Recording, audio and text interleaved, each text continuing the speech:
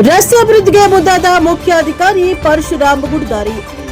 ಗದಗ ಜಿಲ್ಲೆಯ ಲಕ್ಷ್ಮೇಶ್ವರ ಪಟ್ಟಣದ ಪುರಸಭೆ ವ್ಯಾಪ್ತಿಗೆ ಬರುವ ಕಲಾಂನಗರ ಮತ್ತು 1ನೇ ವಾರ್ಡ್ನ ವ್ಯಾಪ್ತಿಗೆ ಬರುವ ಕೌಡೇಶ್ವರ ನಗರದಲ್ಲಿ ಮಳೆಯಿಂದ ರಸ್ತೆಗಳು ಕೆಸರು ಗದ್ದಿಯಾಗಿದ್ದವು.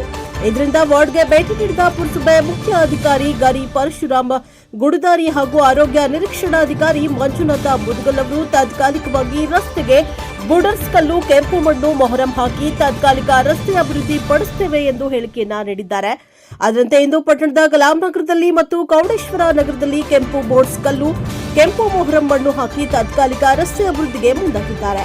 ಇದರಿಂದ ಪುರಸಭೆ ಮುಖ್ಯ ಅಧಿಕಾರಿಗೆ ಮತ್ತು ಆರೋಗ್ಯ ನಿರೀಕ್ಷಣಾಧಿಕಾರಿ ಮಂಜುನಾಥ್ ಮುದಗಲ್ ಅವರ ಕಾರ್ಯಕ್ಕೆ ವಾರ್ಡಿನ ನಿವಾಸಿಗಳು ಮೆಚ್ಚುಗೆಯನ್ನ ವ್ಯಕ್ತಪಡಿಸುತ್ತಿದ್ದಾರೆ. Bureau report Veeranna Hadapad, Lakshmeshwar.